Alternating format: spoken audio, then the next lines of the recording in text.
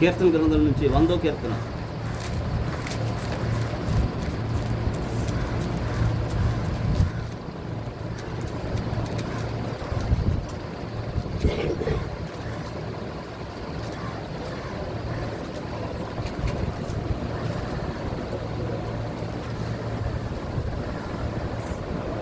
సమస్త దేశములారా యెహోవాకు ఉత్సాహధ్వని చేయుడి, సంతోషంతో యెహోవాను సేవించుడి. ఉత్సాహగానము చేయుచు ఆయన సన్నిధికి రండి. యెహోవే దేవుడు తెలుసుకొనుడి. ఆయన వలన ఆయనే మనలను గుర్తించెను. మనము ఆయన వారము, మనము ఆయన ప్రజలము, ఆయన మేపు గొర్రెలము. కృతజ్ఞత అర్పణలు చెల్లించుచు ఆయన గుమ్మములలో ప్రవేశించుడి. కీర్తనలు పాడుచు ఆయన ఆవరణములలో ప్రవేశించుడి. ఆయనను స్తుతించుడి. ఆయన నామమును ఘనపరచుడి. యెహోవా దయాళుడు, ఆయన కృప నిత్యముండును. ఆయన సత్యము తరతరములుండును. ఈ కీర్తన బట్టి దేవుని స్తుతించుకుందాం. స్తోత్రములు స్తోత్రములు స్తోత్రములు తండ్రి, స్తోత్రములు స్తోత్రములు తండ్రి, స్తోత్రం.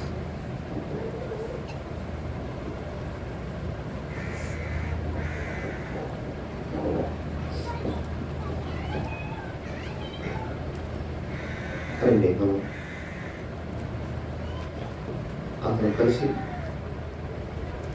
కొన్ని నిమిషాలు దేవుని యొక్క వాక్యాన్ని ధ్యానించుకోవడానికి గలతీ పత్రిక 4వ అధ్యాయము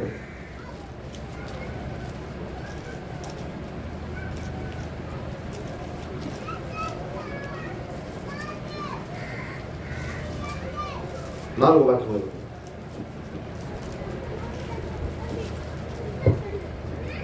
అయితే కాలం పరిపూర్ణమైనప్పుడు దేవుడు తన కుమారుని పంపెను. ఆయన స్త్రీ యందు పుట్టి మనము దత్తపుత్రులను కావాలని ధర్మశాస్త్రములకు లోబడి ఉన్న వారిని విమోచించుటకై ధర్మశాస్త్రములకు లోబడిన వాడాయను.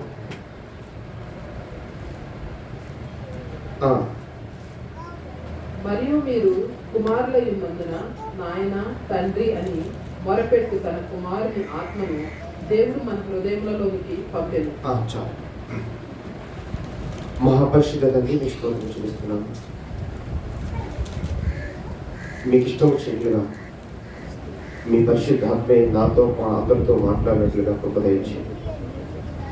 మీ మాటలు మాకు అర్థం చేయించండి ప్రభు.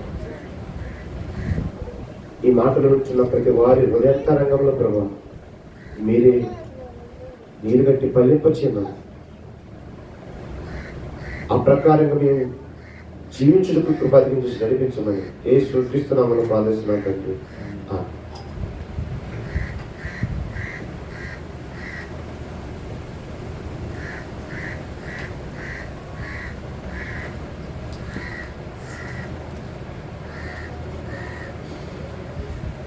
ప్రతి వారు కూడా ప్రార్థన పూర్వకంగా ఉన్నారు.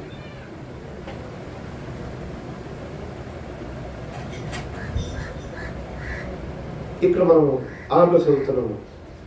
మరియు మీరు కుమారులై ఉన్నందున నాయన తండ్రి అని మొరపెట్టు తన కుమారుని యొక్క ఆత్మ దేవుడు మన హృదయంలోనికి పంపాడు.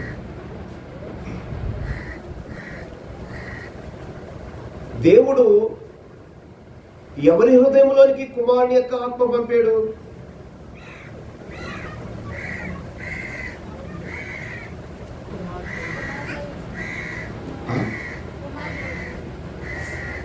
దేవుడు కుమారుని యొక్క ఆత్మ ఎవరి హృదయంలోనికి పంపాడు?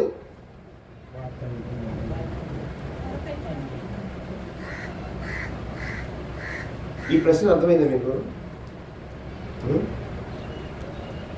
దేవుడు ఎవరి హృదయంలోనికి కుమారుని యొక్క ఆత్మ పంపాడు?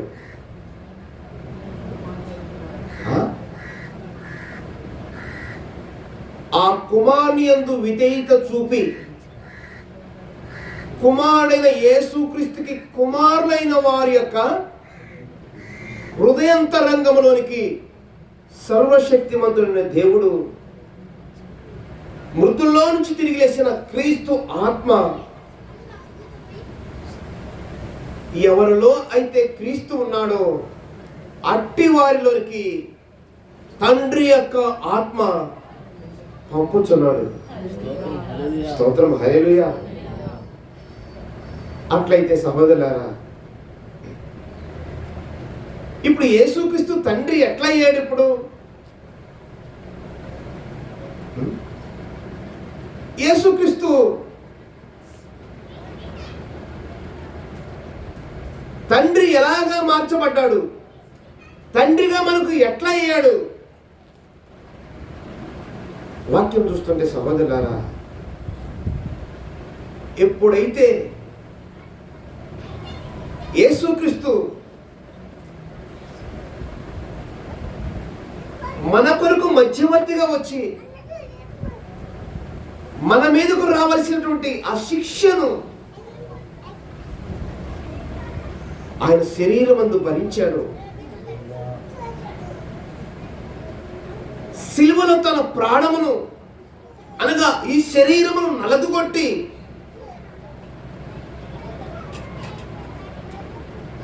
ఈ శరీరమును సమాధి చేయబడి ఎప్పుడైతే ఆయన మృతుల్లో నుంచి 3వ దినము తిరిగి లేచి ఉన్నాడో, స్తోత్రం, హల్లెలూయా, అప్పుడు యేసుక్రీస్తు తన యందు విశ్వాసం ఉంచు వారి, ఎవరైతే యేసుక్రీస్తునందు విశ్వాసం ఉంచుచున్నారో, ఎవరైతే యేసుక్రీస్తు యొక్క మరణమును హృదయంతరంగంలోనికి తీర్చుకుంటున్నారో, ఆయన పునరుద్ధానమును ఎవరైతే విశ్వసిస్తున్నారో అట్టి వారిలోనికి కుమారుని యొక్క ఆత్మను పంపుతానంటున్నాడు తండ్రి. స్తోత్రం, హల్లెలూయా, ప్రైజ్ లార్డ్. అయితే సహోదరులారా, సిలువలో యేసుక్రీస్తుకి ఏమి జరిగిందంటే సహోదరులారా, ప్రాణమే జరిగింది. తన ప్రాణమే పోయిందండి. స్తోత్రం, తన ప్రాణమే పోయింది. కానీ సిలువలో ఇంకా ఏం చేసా ప్రభువా అంటే, ఇదిగో నా రక్తమంతా మీ కొరకు సిందించా. స్తోత్రం, హల్లెలూయా. అట్లయితే ఇప్పుడు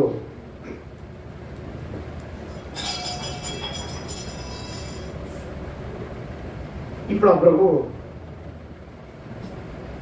ఎవరికి తండ్రి ఉన్నాడు? అర్థమవుతుందా? ఇప్పుడు ఆ యేసుక్రీస్తు ఎవరికి తండ్రి ఉన్నాడు? తన ఆత్మను ఎవరికైతే ఇస్తున్నాడో అట్టి వారికి తండ్రి అయి ఉన్నాడు. అట్లయితే ఇప్పుడు ఆ తండ్రి అయిన యేసుక్రీస్తు ఇప్పుడు సిలువలో ఏం చేస్తున్నాడు? తన ప్రాణం పెడుతున్నాడు. సహోదరులారా, స్తోత్రం, హల్లెలూయా. పిల్లలైన వారికి కూడా దొరికేది ఇదే సహోదరులారా. స్తోత్రం, హల్లెలూయా. పిల్లలైన వారికి కూడా దొరికేది ఇదే. తండ్రి ప్రాణం పెట్టినప్పుడు మరి కుమారుడు ఏం చేయాలి చెప్పండి? ఖచ్చితంగా ప్రాణం పెట్టవలసినదే. అందుకే కుమారుని ఆత్మ ఎందుకో తెలుసా? కుమారుని వలె జీవించడానికి, ఆ కుమారుడు వలె బ్రతకడానికి, ఆ కుమారుడు వలె సమస్త అంధకారమును ఓడించడానికి. స్తోత్రం, హల్లెలూయా. కుమారుని ఆత్మ ఎందుకు ఇప్పుడు? ప్రైజ్ లార్డ్, హల్లెలూయా. కుమారుని ఆత్మ ఎందుకు? కుమారుడు అనగా యేసుక్రీస్తు. ఇక్కడ మంచిగా అర్థం చేసుకోండి. ఎందుకు ఈ క్రీస్తు ఆత్మ? ఎందుకు?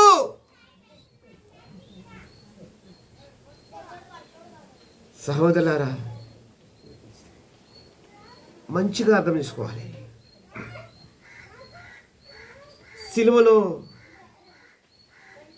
యేసుక్రీస్తు ఈ శరీరానికి ఉన్న శిరస్సును తొలగించాడు. దేవుని పరిపూర్ణతకున్న క్రీస్తు ఆత్మచేత తండ్రి యొక్క శిరస్సును ధరింపజేసుకుని ఉన్నాడు. స్తోత్రం, హల్లెలూయా. అదే ప్రకారంగా సహోదరులారా, ఇప్పుడు నీవు నేను కూడా ఈ ప్రాచీన స్వభావం అనే నా యొక్క శిరస్సు తొలగించబడాలి. అప్పుడు సర్వశక్తిమంతుడైన మృతుల్లో నుంచి తిరిగి లేచిన కుమారుని యొక్క ఆత్మ అప్పుడు నన్ను ఆవరించును, మిమ్మల్ని ఆవరించును.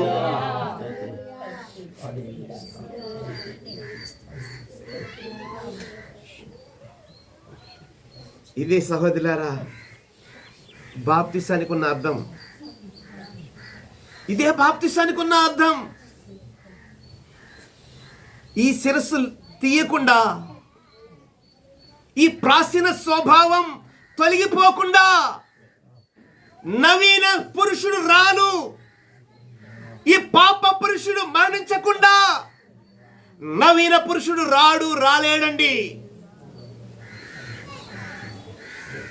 మంచిగా అర్థం చేసుకోండి. అందుకనే వాక్యం చెలవిస్తున్నది, అయితే కాలము పరిపూర్ణమైనప్పుడు ఆయన స్త్రీ యందు పుట్టి. ఎవరైనా స్త్రీ యందు పుట్టింది? కుమారుడైన యేసుక్రీస్తు. కన్య అయిన మరియమ్మ గర్భమందు పుట్టి ఇదిగో మన కొరకు వెల చెల్లించాడు, మన కొరకు వెల చెల్లించాడు, మన పాపముల కొరకు వెల చెల్లించాడు. విశ్వాసముందా? విశ్వాసముందా? సహోదరులారా, విశ్వాసముందా? నీకు విశ్వాసం ఉన్నట్లయితే నీ కడుపులో నుంచి జీవ జల నదులు పారును.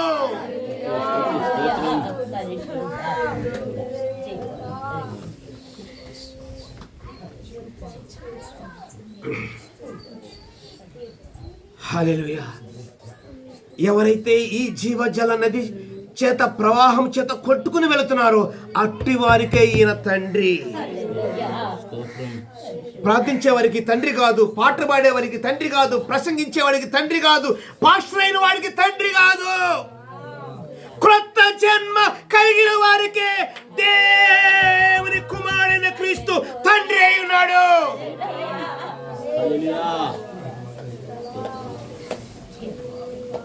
హల్లెలూయా. మంచిగా అర్థం చేసుకోండి సహోదరులారా.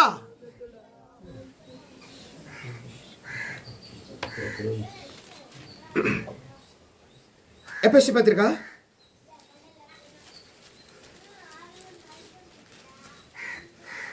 3వ అధ్యాయము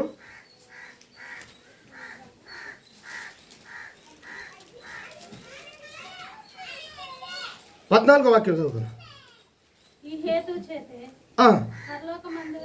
పరలోకమందును భూమి మీదను ఉన్న ప్రతి కుటుంబము ఏ తండ్రిని బట్టి కుటుంబం అని పిలవబడుచున్నదో ఆ ప్రభు అయిన తండ్రి ఎదుట నేను మోకాళ్ళుని మీ అంతరంగ పురుషుని యందు శక్తి కలిగి ఆయన ఆత్మ వలన బలపరచునట్లుగాను క్రీస్తు మీ హృదయములలో విశ్వాసము ద్వారా నివసించునట్లుగాను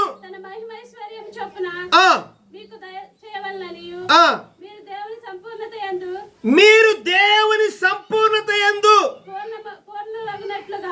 పూర్ణులగునట్లుగా ప్రేమ యందు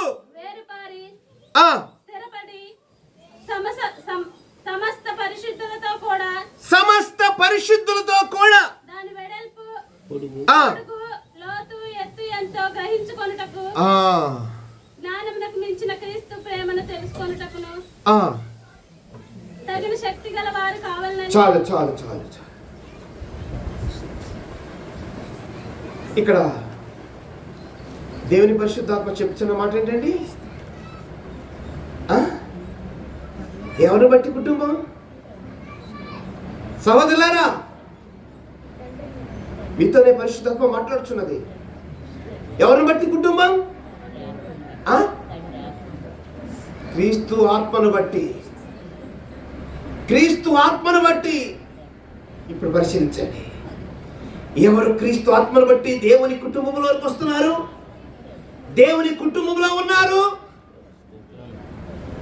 మన కుటుంబంలో మనం ఉన్నామా? మనం దేవుని కుటుంబంలోకి వచ్చామా? ఒక్కసారి పరిశీలించండి. ఈ మాట వింటున్న వాళ్ళారా, ఒక్కసారి పరిశీలించండి. మన కుటుంబాల్లో మనం ఉన్నామా? లేకపోతే క్రీస్తు ఆత్మను బట్టి, అంతరంగ పురుషుడు బలము పొందిన దాన్ని బట్టి, శక్తి పొందిన దాన్ని బట్టి, నూతన స్వభావం పొందుకున్న దాన్ని బట్టి తండ్రి యొక్క కుటుంబంలోకి వచ్చామా? పరిశీలించు. అన్నా అర్థం కావట్లేదా? ఒక్కసారి పరిశీలించు. ఎవరి కుటుంబంలో ఉన్నారు? మీరు ఎవరి కుటుంబంలో ఉన్నారు? క్రొత్త జన్మ దొరికిందా? క్రొత్త జన్మ దొరికిందా? నేను బాప్తిసం గురించి అనట్లా,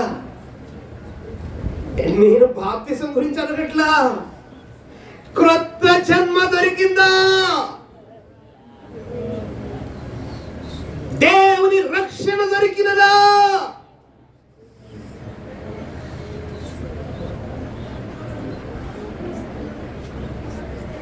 ఒక్కసారి పరిశీలించు. ఈ రక్షణ దొరకాలంటే ఇదిగో నా శిరస్సు తొలగిపోవాలి, నా శిరస్సు తొలగిపోవాలి. ఓ సహోదరులారా, ఎవరి శిరస్సు ఏలుతున్నది? ఎవరి శిరస్సు ఏలుతున్నది? ఎవరి శిరస్సు ఏలుతున్నది? మన శిరస? క్రీస్తు శిరస? నా శిరస? క్రీస్తు శిరస? ఒకసారి పరిశీలించు. ఒకసారి పరిశీలించు. ఆ సిలువలో నా శిరస్సు తొలగిపోయిందా? ఆ సిలువలో నా శిరస్సు తొలగిపోయిందా? ఆ సిలువలో నా శిరస్సు పట్టబడిందా? ఓ ప్రైజ్ ది లార్డ్. ఒక్క నిమిషం ఆలోచించండి. ఆమె ఒక్క నిమిషం అర్థం చేసుకోండి. యేసుక్రీస్తు ప్రాణం ఎక్కడ పెట్టింది? యేసుక్రీస్తు ప్రాణం పెట్టింది ఎక్కడ? సిలువలో. ఏంటి సిలువ? సహోదరులారా, ఏంటి సిలువ? ఈ లోకమును విడుచుటే సిలువ. ఈ లోక కోరికలు విడుచుటే సిలువ. ఈ లోక ఆచారం విడుచుటే సిలువ. ఈ లోకమును దేశించుటే సిలువ. ఈ లోకమును తిరస్కరించుటే సిలువ. హల్లెలూయా. ఎందుకు లోకమా? ఎందుకు లోకమా? లోకమా ఎందుకు? యేసు అంటే కోపం. లోకమా ఎందుకు? యేసు అంటే ద్వేషం. లోకమా ఎందుకు? యేసు క్రీస్తు యొక్క క్రొత్త నిబంధన సంఘం అంటే కక్ష. ఓ ప్రైజ్ ది లార్డ్. స్తోత్రం. ఇదిగో అడిగితే లోకం చెప్పింది, నేను అనేక తంత్రముల చేత, అనేక మోసముల చేత, అనేక యుక్తి చేత ఇదిగో దేవుని బిడ్డలైన ఆదాము అవ్వ నుంచి నేను లాక్కున్నా. స్తోత్రం. హల్లెలూయా. వారి నుంచి నేను లాగుకున్నా. ఓ ప్రైజ్ ది లార్డ్. ఏమి లాక్కున్నా? కఠ సర్పమా ఏమి లాక్కున్నా? లూసిఫర్ ఏమి లాక్కున్నా? దేవుని పోలిక, దేవుని స్వరూపము, దేవుని యొక్క ఆత్మ వారి నుంచి నేను తీసేసుకున్నా. వారిలో నేను నష్టపరిచా. హల్లెలూయా. అందుకని యేసుక్రీస్తు కూడా మరలా దాన్ని తిరిగి సంపాదించడానికి ఎక్కడ పెట్టాడు సహోదరులారా? లోకమును జయించిన సిలువ. హల్లెలూయా. ఏంటి సిలువ? లోకమును విడిచుటే, శ్రమపడుటే సిలువ. హల్లెలూయా. ఇదిగో సహోదరులారా, ఈ సిలువ అనుభవం దొరికితే, ఈ సిలువ అనుభవం దొరికితే నిజంగా సహోదరులారా క్రీస్తు కూడా దొరుకుతాడు. క్రీస్తు దొరికిన వ్యక్తికి క్రీస్తు ఆత్మ కూడా దొరుకుతుంది. హల్లెలూయా. అట్టివారే క్రీస్తు యొక్క కుటుంబం, అట్టివారే దేవుని కుటుంబం, అట్టివారే దేవుని పిల్లలు. ఈ దేవుని పిల్లలు కానివారు, దేవుని కుటుంబము కానివారు దేవునికి సంబంధము లేదు సహోదరులారా. ఆయనను ఇంకా ప్రేమిస్తున్నాడు, ఆయనను ఇంకా ప్రేమిస్తున్నాడు. ఓ ప్రైస్తలాడు. హల్లెలూయా. మనస్సుంటే మారు మనసు పొంది రావాలి, మనస్సుంటే మారు మనసు పొంది రావాలి. ఏంటి మారు మనసు? నా స్వయం సిలువలో కొట్టబడాలి. నా ప్రాచీన స్వభావం, నాలో నేను అనే నా పాప పురుషుడు సిలువ కొట్టబడాలి. ఇదిగో నా కొరకు ప్రాణం పెట్టిన ఆ క్రీస్తు, ఆ స్థానముందు ఆ క్రీస్తు నాలో నివాసం చేయాలి. హల్లెలూయా. ఇంకా చూడు సహోదరు, గలతీ పత్రిక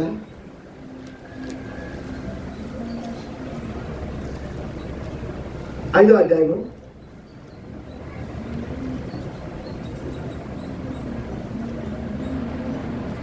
17వ వాక్యం. శరీరము ఆత్మకును, ఆత్మ శరీరమునకు విరోధముగా ఆపేక్షించును. ఒకదానినొకటి. ఆ శరీరము ఆత్మకును, ఆత్మ శరీరమునకును, ఆత్మ శరీరమునకును విరోధముగా అపేక్షించును. ఇది ఒకదానికి ఒకటి వ్యతిరేకంగా ఉన్నది. కనుక మీరేం చేయించురో వాటిని చేయకుందురు. మీరు ఆత్మచేత నడిపింపబడిన యెడల ధర్మశాస్త్రముకు లోనైన వారు కారు. చాలండి. అదే పౌలు పరిశుద్ధాత్మతో చెప్తున్నమాట. శరీరము ఆత్మకును, ఆత్మ శరీరమునకును, ఇవి రెండు కూడా ఒకదానికి ఒకటి విరోధముగా అపేక్షగా విరోధముగా నిలబడుచున్నవి. ఇది విరోధము కోరుచున్నది. ఈ రెండు స్నేహం కోరే కావండి. అర్థం సహోదరా, ఈ రెండు కలిసి నివాసం చేసేవి కావు. ఒకటి ఖాళీ చేస్తే మరి ఒకటి వస్తుంది. ఒకటి ఖాళీ అయిపోతే మరి ఒకటి వస్తుంది. శరీరం మనసుంటే ఆత్మ రాదండి. అంతరంగ పురుషుడు రాలేడు. దేవుని పరిశుద్ధాత్మకు చోటిస్తే శరీర మనసు తొలగిపోయిందండి. స్తోత్రం. హల్లెలూయా. ఇదిగో ప్రభు యుద్ధం చేయడానికి ఇదిగో నీకు నాకు పెట్టి ఉన్నాడు. యుద్ధం చేయడానికి పెట్టి ఉన్నాడు. ఎవరి కుటుంబంలో ఉండాలని కోరుచున్నావు? ఎవరి కుటుంబంలో ఉండాలని కోరుచున్నావు? ఒకటి దేవుని కుటుంబం, రెండు సాతాను కుటుంబం. ఇప్పుడు ఎవరి కుటుంబం కావాలి? ఒకసారి పరిశీలించు. ఇప్పుడు మీకు ఎవరి కుటుంబం కావాలి? ఈ లోకం వచ్చే సాతాను యొక్క కుటుంబం కావాలా? సర్వశక్తిమంతుడైన దేవుడు మృతుల నుంచి తిరిగి లేచిన క్రీస్తు ఆత్మచేత ఇచ్చే కుటుంబం కావాలా? ఏ కుటుంబంలో చేరిన వారై ఉన్నారు? ఏ కుటుంబానికి పిల్లలై ఉన్నారు? ఏ కుటుంబానికి వారసులై ఉన్నారు? ఒక్కసారి పరిశీలించారు సహోదరులారా. హల్లెలూయా. అది 5వ అధ్యాయం 24వ వాక్యం.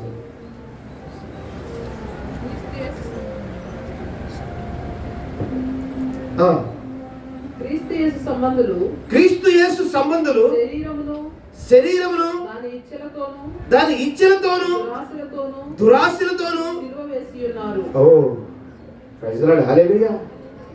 ఏం చేశారంటే ఇప్పుడు క్రీస్తు యేసు సంబంధులు ఏం చేశారు? దాని ఇచ్చలతోను దురాశలతోను సిలువ వేయబడ్డారు. దేవుని పరిశుద్ధాత్మ చెప్తున్న మాట ఏంటి?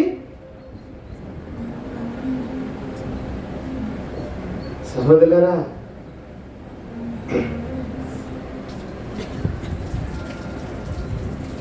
ఈ మాట సత్యం. మీరు నమ్మిన సత్యం, నమ్మకపోయిన సత్యం.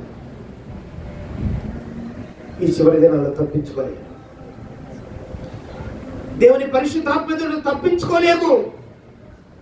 మనం ఎవరు కూడా తప్పించుకోలేము. దేవుని ఇంటికి రాకపోతే ప్రమాదం.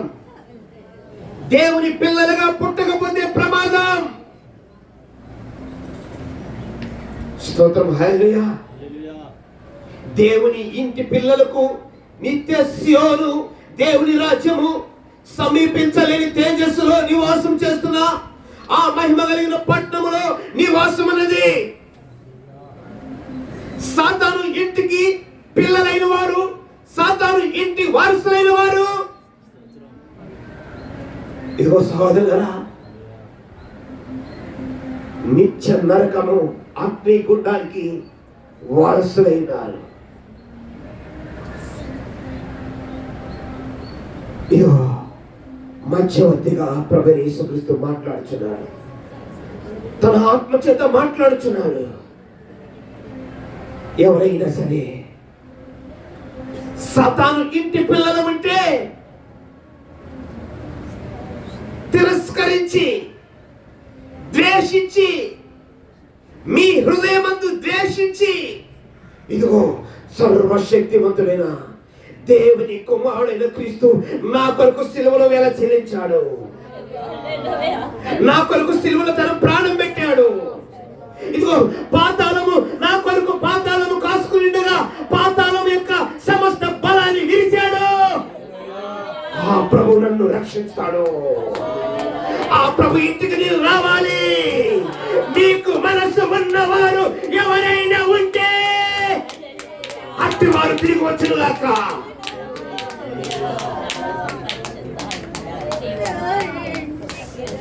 ప్రాచీన దురాశను, శరీర మనస్సును సిలువకు కొట్టబడను గాక. లేకపోతే ఇదే ఉరిగా మారిపోయింది. మరణానికి ఇదే ఉరిగా మారిపోయింది.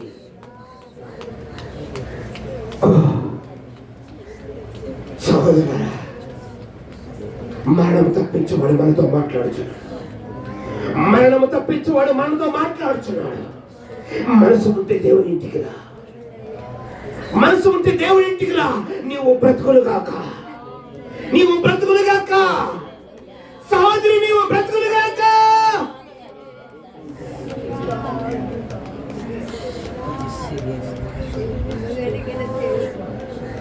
హల్లెలూయా, హల్లెలూయా, హల్లెలూయా.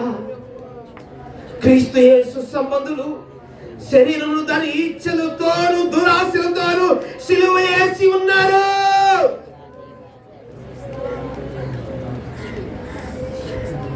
అట్టి వారిలోనికి అంతరంగ పురుషుడు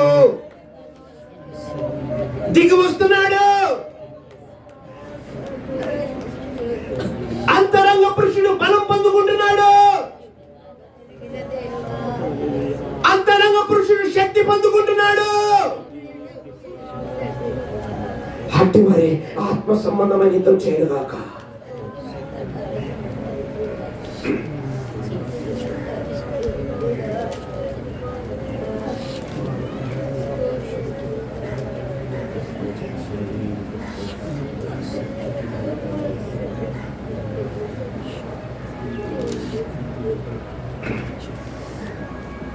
ఒక మాట చూడండి, ఎఫెసీ పత్రిక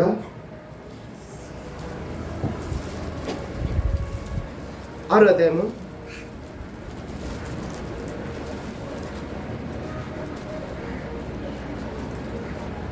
11వ వాక్యం.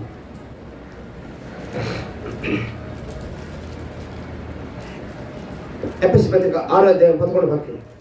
నిష్ఫలమైన అంధకార క్రియలను మీరు అపవాది తంత్రములను ఎదిరించుటకు మీరు అపవాది తంత్రములు ఎదిరించుటకు శక్తిమంతులగునట్లు ఆ దేవుడిచ్చి సర్వాంగ కవచమును ధరించుకొనిడి. ఆ ఏలయనగా మనము పోరాడినది శరీరంతో కాదు కానీ ప్రధానులతోనూ అధికారులతోనూ ప్రస్తుత అంధకార సంబంధ లోకనాథులతోనూ ఆకాశ మండలమందున్న దురాత్మల సమూహములతోనూ పోరాడుచున్నాము. మీరు ఆపత్తులమందు వారిని ఎదిరించుటకును సమస్తము నెరవేర్చిన వారై నిలువుటకును శక్తిమంతులగునట్లు దేవుడిచ్చు సర్వాంగ కవచమును ధరించుకొనిడి. చాలు, అర్థమైందండి? అర్థమైందా? ఎందుకు దేవుని ఇంటి వారు కావాలి? ఎందుకు దేవుని ఇంటి వారు కావాలి? ఎందుకు ఆయన మనకు తండ్రి అయి ఉండాలి? ఎందుకు మనం పిల్లలని అనిపించుకోవాలి? ఆపత్కాలమందు సహోదరులారా, అపవాదిని ఎదిరించాలంటే నీ వల్ల నా వల్ల కాదండి. అంతరంగ పురుషుని ధరించాలి. అంతరంగ పురుషుని ధరిస్తున్న వారికి యుద్ధం ఉన్నది. ఈ యుద్ధం ఎవరితో తెలుసా? లూసిఫర్తో, ప్రధాన దూతలతో, ఆకాశమందున్న శక్తులతో, వాయుమండల అధిపతి. ఇక్కడ ప్రధానులుగా ఈ శక్తుల యొక్క ప్రధానులు, ఈ శక్తుల యొక్క ప్రధాని లూసిఫర్, సాతాన్, అపవిత్రాత్మ. దానితో మన యుద్ధం. ఈ యుద్ధం సహోదరుల శరీర సంబంధమైన యుద్ధం కాదు, ఆత్మ సంబంధమైన యుద్ధం. ఆత్మ సంబంధమైన యుద్ధం. ఓ శరీర సంబంధమైన మానవుడా, నీవు చేయలేవు. ఇది శరీరంతో చేసే యుద్ధం కాదు. ఇది శరీరంతో చేసే యుద్ధం కాదు. ఆత్మీయ యుద్ధం. ఆత్మీయ యుద్ధం. Praise the lord. హల్లెలూయా. స్తోత్రం. హల్లెలూయా. ఇదిగో ఈ అంధకార సమూహములు, వాయుమండల అధిపతి లూసిఫర్, సాతాను, ఆ ఘట సర్పం యొక్క తలను ప్రభువైన యేసుక్రీస్తు సిలువలో చితకు కొట్టాడు.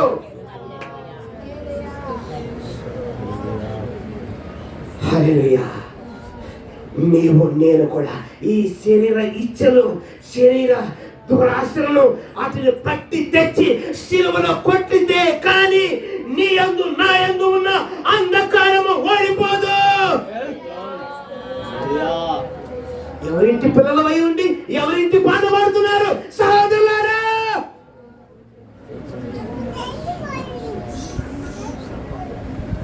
ఎవరు తండ్రి? పరిశీలించండి. ఎవరు తండ్రి?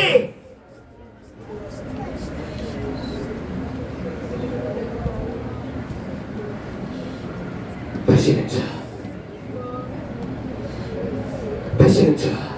ఈ చివరి దినాలు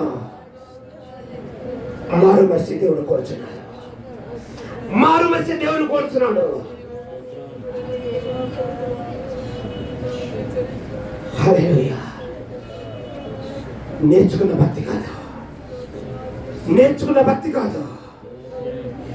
నేర్చుకున్న విషయాలు కాదు. సహోదరులారా, ఈ ధర్మశాస్త్రం సమస్తమును కూడా ప్రభువైన యేసుక్రీస్తు శరీరమందు కొట్టివేయబడుచున్నాడు.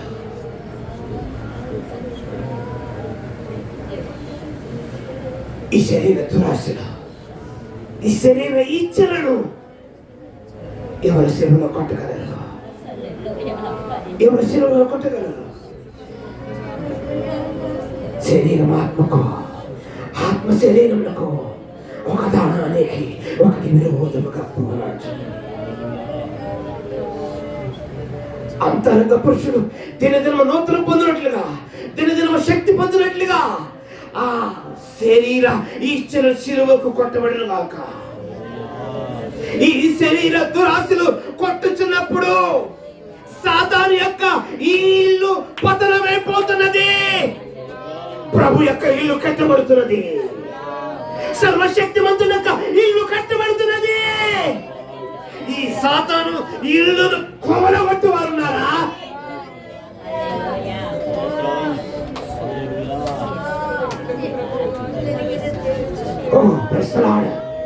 సాతాను ఇల్లును కొలగొట్టు.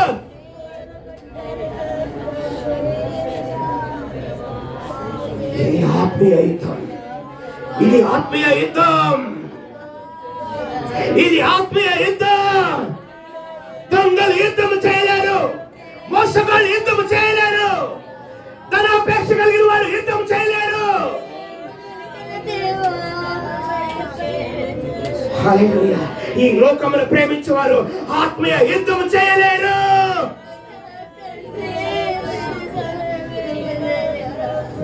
శత్రువును గుర్తుపట్టు, శత్రువును గుర్తుపట్టు. మన శత్రువు అంధకార సమూహం, వాయుమండల అధిపతి. వారితోనే మనకు యుద్ధం, వారితోనే మనకు యుద్ధం.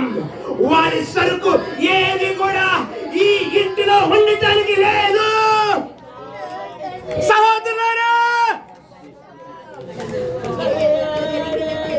సాతాను ఇల్లు కూలిపోవాలి, సాతాను మనసు కూలిపోవాలి.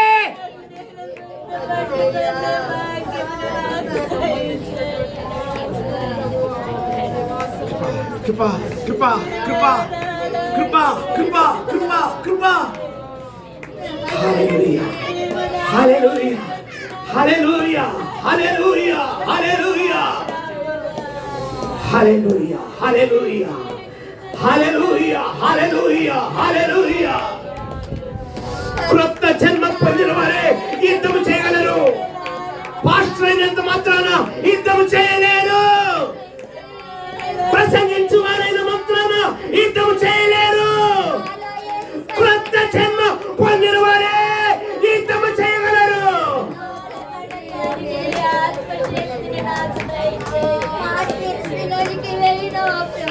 హల్లెలూయా హల్లెలూయా హల్లెలూయా.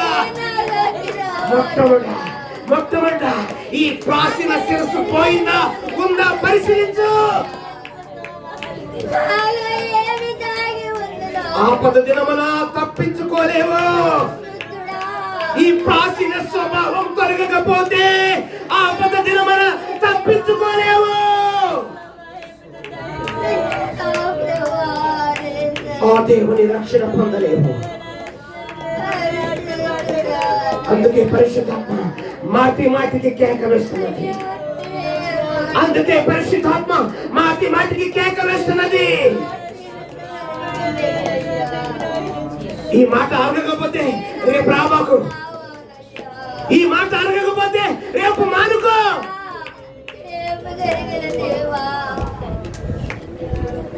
హల్లెలూయా హల్లెలూయా హల్లెలూయా. మనకు ముందున్నది ఇదే, మనకు ముందున్నది ఇరుకు మార్గమే, మనకు ముందు ఉన్నది శ్రమల మార్గమే, మనకు ముందు ఉన్నది దుఃఖం మార్గమే, మనకు ముందు ఉన్నది మన తండ్రి అయిన యేసుక్రీస్తు వెళ్ళిన మార్గము తప్ప వేరొక మార్గము లేదు.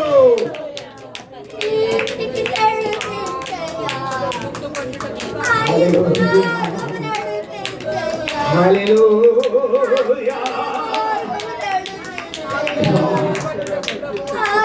కృపా కృపా కృపా కృపా కృపా. హల్లెలూయా హల్లెలూయా హల్లెలూయా హల్లెలూయా హల్లెలూయా. వ్యక్తం చేయం వ్యక్తం చేయం వ్యక్తం చేయం ప్రవేశ వ్యక్తం చేయం. కృపా కృపా. హల్లెలూయా హల్లెలూయా హల్లెలూయా.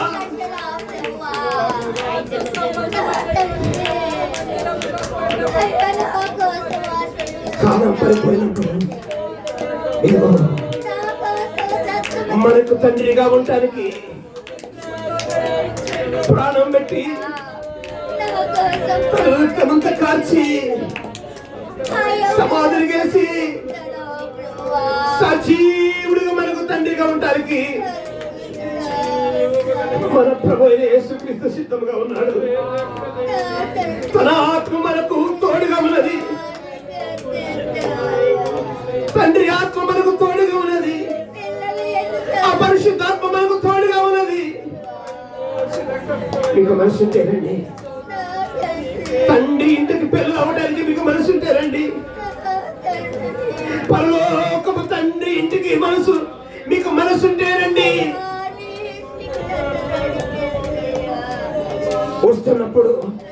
వస్తున్నప్పుడు శరీర ఇచ్చలను, శరీర కోరికలను, ఈ దురాశలను సిలువకు కొట్టిరండి.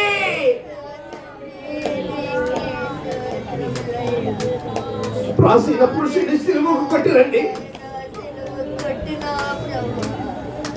వస్తున్నప్పుడు సహోదరులారా, నవీన పురుషుడైన క్రీస్తు మనకు దొరుకును గాక.